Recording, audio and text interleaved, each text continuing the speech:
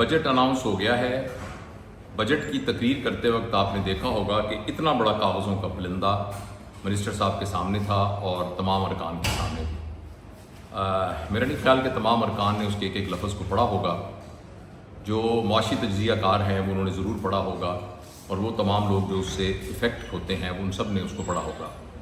लेकिन एक आम आदमी के लिए उनमें क्या लिखा हुआ है, उनके अल्फाज क्या हैं, डिजिट्स क्या हैं, इससे ज़्यादा अहम बात यह है कि मेरी ज़िंदगी पर इसका क्या असर पड़ेगा।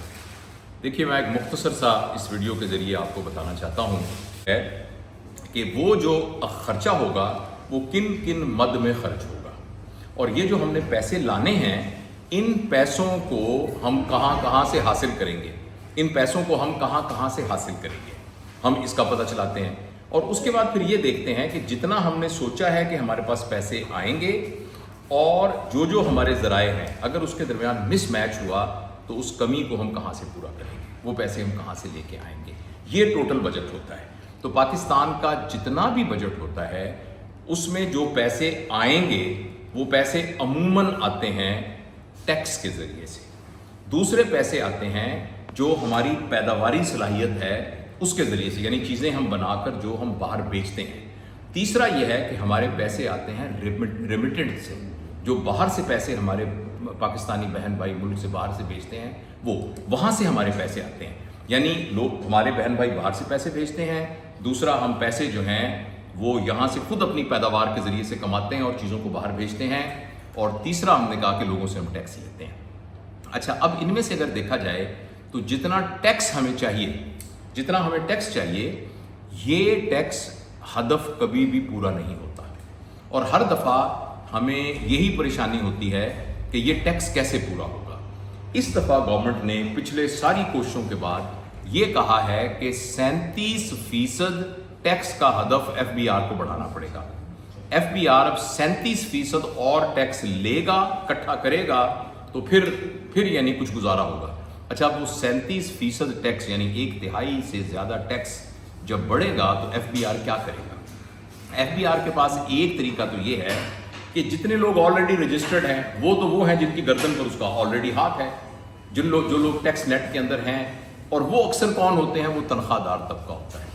वो तनख्वाह वाला आदमी जो, या किसी ऐसी प्राइवेट इदारे में काम करने वाला आदमी कि जहां वो टैक्स पे करता है, वो उनके शिकंजे में है। लिहाजा हर दफ़ा उनके ऊपर वो शिकंजा मज़ीद सख्त हो जाता है, मज़ीद उनकी स्क्रूटनी होनी शुरू हो जाती है, मज़ीद उनको पकड़ा जाता है। लिहाजा तनख्वाहदार तबका, वो तबका जो टैक्स देता है, जो टैक्स नेट में है, उसके ऊपर मज़ीद सख्ती होगी।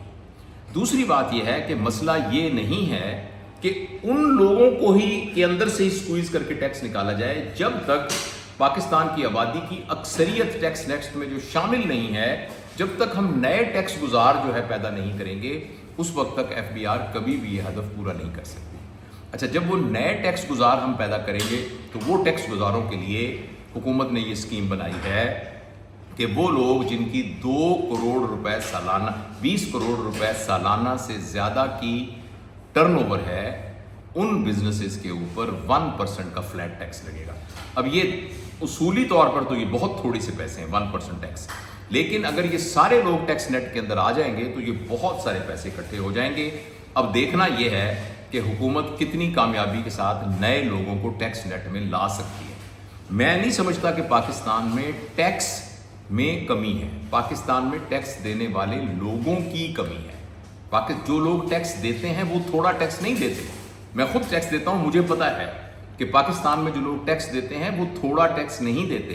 प्रॉब्लम ये है कि पाकिस्तान में थोड़े लोग टैक्स देते हैं, और वो जो थोड़े लोग टैक्स देते हैं वो हमारे यहाँ की कानूनी सुकम की वजह से, या असर रसूख की वजह से, या सब्सिडीज की वजह से बच जाते हैं, और वो लोग जिनको काफ़ी टैक्स देना चाहिए वो टैक्स नहीं देते। तो एक तो ये तरीका वो करने जा रहे हैं। अच्छा, अब जब मीडियम बिजनेसेस के ऊपर टैक्स लगेगा तो फौरी तौर पर चीज़ें तो महंगी नहीं होंगी, लेकिन वो तमाम लोग जो अपने बिजनेस को चलाने के लिए जिनको इजाफी खर्चा देना पड़ता है, वो अमूमन उस कीमत को अपने जो माल है उसकी कीमत बढ़ाकर कर देते हैं। लिहाजा इस बात का बहुत इम्कान है कि ये जो मीडियम बिजनेस करने वाले लोग हैं, अगर ये अज़ाए खुर्दोनोश बेचते हैं, अगर ये ग्रॉसरी की चीज़ें बेचते हैं, तो इन सब के अखराजात बढ़ जाएंगे।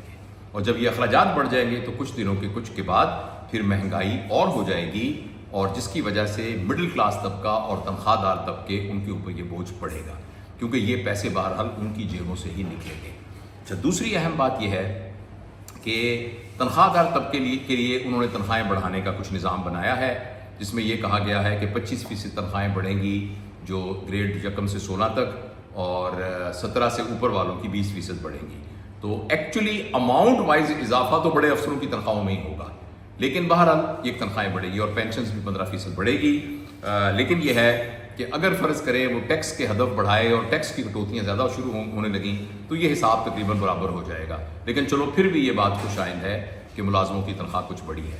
ایک بات یہ کہی ہے کہ منیمم ویج جو ہے اس کو 32 سے 37,000 کر دیا جائے، اور ہم سب جانتے ہیں کہ یہ بھی ایک آئی واش ہے۔ 37,000 روپیہ تنخواہ ایون سرکاری اداروں کے اندر کام کرنے والے گارڈن وغیرہ کو نہیں مل رہی، چے جائے کہ پرائیویٹ سیکٹر میں سطح۔ کیا یہ صرف کاغذوں میں ہی ہوگا یا اس پر عمل بھی کیا جائے گا، یہ دیکھنے کی بات ہے۔ اچھا، دوسری اہم بات یہ ہے کہ ہمارے ملک میں بہت سارے لوگ ایسے ہیں جن کو سبسڈی دی گئی ہے، جن کو چیزیں مفت ملتی ہیں۔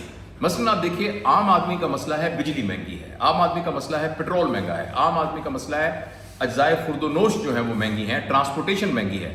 جتنے بڑے افسر ہیں، جتنے جج ہیں، جتنے جرنیل ہیں، جتنے بیوروکریٹس ہیں، جتنے وزراء ہیں، جتنے سارے ہیں، ان کے لیے ساری چیزیں مفت ہیں۔ انہوں نے بجلی کے کوئی پیسے نہیں دینے، انہوں نے ضائع خرد و نوش کے کوئی پیسے نہیں دینے، اور ان کے لیے یہ ساری سبسڈیز ہیں۔ تو یہ جو سبسڈیز ہیں جب تک یہ ختم نہیں ہوں گی اس وقت تک سارا کا سارا بوجھ جو ہے وہ نیچے والے طبقوں پر پڑے گا۔ اس کا ذکر ٹیکس میں کچھ کیا گیا ہے، میں نے غور سے سنا ہے سارا، لیکن وہ سبسڈی انڈیویجولز کے لیے، اور وہ سبسڈی جو ہے اس حکومت کو رن کرنے کے اخراجات کے اندر جو سبسڈیز دی جا رہی ہیں، جب تک ان کو کم نہیں کیا جائے گا اس وقت تک اس کا خاطر خواہ اثر نہیں ہوگا۔ دوسرا، ہم سب کو پتہ ہے کہ ہماری یہ تمام چیزوں میں ہم آئی ایم ایف کے ڈیپینڈنٹ ہیں۔ آئی ایم ایف کے اہداف پورے کرنے کے لیے آئی ایم ایف ہم سے کہے گا کہ ہم ٹیکس کو زیادہ بڑھائیں، ٹیکس کی نیٹ کو زیادہ کریں، اور جب یہ سارے اقدامات ہم کریں گے اور اگر ہم اس کو آنیسٹی کے ساتھ نہ کر سکے تو پھر بوجھ جو ہے وہ مڈل کلاس کے اوپر پڑے گا، اور مڈل کلاس کی قوت خرید وہ بہت کم ہونی شروع ہو جائے گی اور وہ مشکلات کا شکار ہوگا۔ دوسری اہم بات یہ ہے کہ جو دیکھیں، میں اس بجٹ میں آپ کو اعداد و شمار سے زیادہ، کار مہنگی ہوگی، سگریٹ مہنگی ہوگی، پیٹرول مہنگا ہوگا زیادہ، میں آپ کو ایک اوور آل ایک اصول بتا رہا ہوں۔ اوور آل اصول یہ ہے کہ بجٹ کبھی بھی ٹیکس کے بڑھانے سے، یعنی عوام کی زندگی کے اندر بہتری ٹیکس بڑھانے سے نہیں ہوتی۔ بجٹ کی تقریروں کو بہت زیادہ لوکریٹو طریقے سے اور یعنی اس کو اعداد و شمار کے گمکس میں ڈالنے سے نہیں ہوتی۔ جو بجٹ کی یعنی بجٹ سے جو فائدہ ہوتا ہے وہ تب ہوتا ہے جب عوام کی اپنی پیداواری صلاحیت، ملک کی اپنی پیداواری صلاحیت بڑھتی ہے۔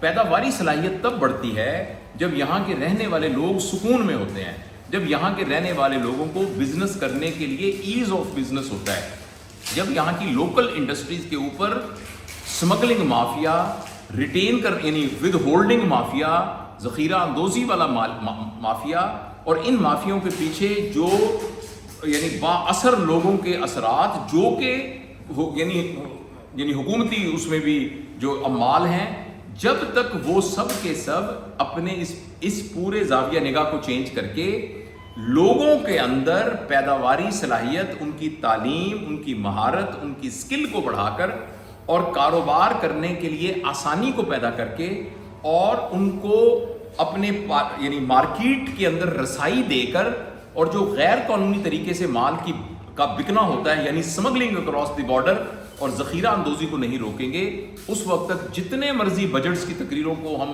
اس طریقے سے بہت ہی ایک خوبصورت لفاظی والی بنا لیں، لیکن ملک کے اندر خوشحالی نہیں آئے گی۔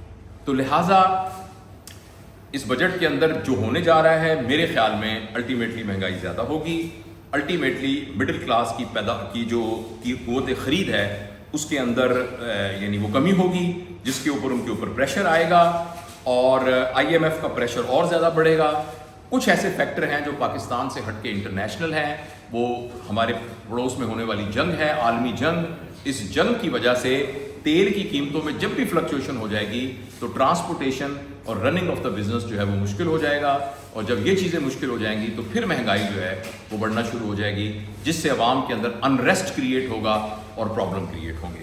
لہٰذا میں اس بات کو ختم کرنے سے پہلے صرف یہ کہنا چاہتا ہوں کہ دیکھو بھائی، ملک کا بجٹ تو حکومت نے بنانا ہے، حکومت کی اپنی مجبوریاں ہیں، اس کے اپنے IMF کے ہاتھوں بدے ہوئے ہاتھ ہیں، ان کی بگڑی ہوئی عادتیں ہیں، اتنے 70-75 سالوں کی بگڑی ہوئی عادتیں ہیں، ہمارے ہاں بہت زیادہ شاہی اخراجات ہیں سب کے، لیکن آپ کے اور میرے گھر کا بجٹ تو میں نے اور آپ نے ہی بنانا ہے، ایک خاندان کا بجٹ تو میں نے اور آپ نے ہی بنانا ہے نا، تو ہم اپنے بجٹ کے بارے میں تو کچھ احتیاط کریں کم از کم۔ اس سلسلے میں جو سب سے اہم احتیاط یہ ہے کہ ہم یہ یاد رکھیں کہ ہم غیر ضروری چیزوں پر، تشہیر پر، نمود و نمائش کے اوپر، اور یعنی غیر ضروری سبسکرپشنز کے اوپر، ان برانڈز کے اوپر ان پر فضول خرچ نہ کریں، اپنے اخراجات کو ہم یعنی تھوڑا سا راشنلائز کریں۔ اچھا، صرف اخراجات کو کم کرنے سے بھی کام نہیں چلے گا، اب صورتحال یہ ہونے جا رہی ہے ہم اگلے 5-10 سال کی پلاننگ کرتے ہوئے اپنے سورسز آف انکم کو بھی بڑھائیں۔ جو لوگ جاب کرتے ہیں وہ شام کو چھوٹا موٹا آن لائن بزنس بھی کریں، کوئی یوٹیوب کو یوز کریں، کوئی اور آن لائن سیلنگ کو یوز کریں، کوئی کسی کی آن لائن ٹریننگ جو ہے اس کو یوز کریں، کوئی چھوٹا موٹا پروڈکشن سے ریلیٹڈ بزنس ہے وہ شروع کریں، اور اپنے بچوں کو بھی شروع سے ہی ایسی تربیت دیں کہ جس کی ان کی فائنینشیل لٹریسی ہمیں ساتھ ساتھ ہم ان کو سکھانا شروع کر دیں۔ دیکھیے، ہمیں بحیثیت قوم ہمیشہ انفرادی طور پر اپنی پلاننگ کرنی چاہیے اور خاندانی طور پر پلاننگ کرنی چاہیے، اور میں بھی چاہتا ہوں، اور پھر حکومتی سطح پر ایسے اقدامات کرنے چاہیے کہ جو کہ عوام کو سامنے رکھ کر بنائے جائیں، نہ کہ باقی کسی قسم کے ویسٹڈ انٹرسٹ کو سامنے رکھ کر بنائے جائیں۔ یہ کچھ گزارشات ہیں، ان پر آپ غور کیجئے۔ خاص طور پر جو آخری باتیں میں نے کہی ہیں وہ بہت اہم ہیں میرے خیال میں، کہ ہم اپنی انڈیویجول زندگی کے اندر اور خاندانی زندگی کے اندر بجٹنگ کے کانسیپٹ کو لے کر آئیں، اپنی انکم کو بڑھانے کی کوشش کریں، اپنے اخراجات کو کم کرنے کی کوشش کریں۔ باقی اللہ ہمارے ملک کے حکمرانوں کو بھی استطاعت دے اور نیت دے اور وہ خلوص دے کہ وہ اس ملک کی خدمت کر سکیں۔ شکریہ۔